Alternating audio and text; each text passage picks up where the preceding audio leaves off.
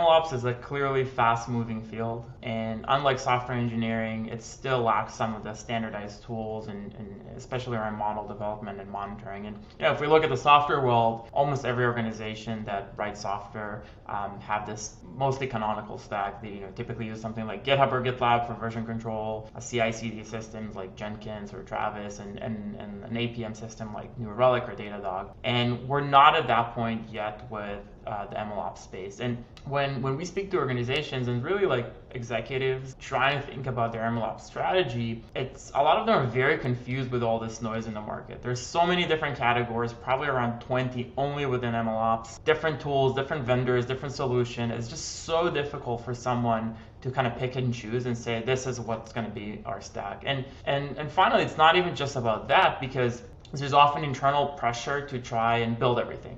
This is a very challenging problem space, and it's likely that your talented engineers are kind of eager to jump on it and trying to build everything in their own. And finally, because it is most likely that you have different models and different stages of adoption, you might not have full visibility to what are going to be some of the pain points in the future when you're kind of more mature and maybe you have more, or even if your first model in production. So that's what we typically hear. And we've seen and met organizations kind of various stages of their MLOps adoption.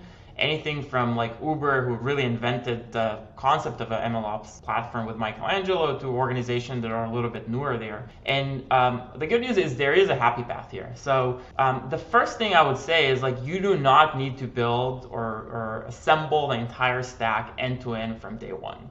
It's completely okay and usually the right way to go to start investing where the most pain is at the moment. And that typically starts with around experimentation management and orchestration, because that's what you typically start with when you're working on a machine learning project. But after that, after you kind of did this, it's super critical to work with vendors or tools, open source or not, that really allows you to customize their behavior. So when you are ready to bring another vendor and kind of tie everything together, you could do that with customizability. And finally, it's important to try to avoid the hype, especially when in such a noisy space, and really sit down with your data scientists, machine learning practitioners, and ask them what their pain points are.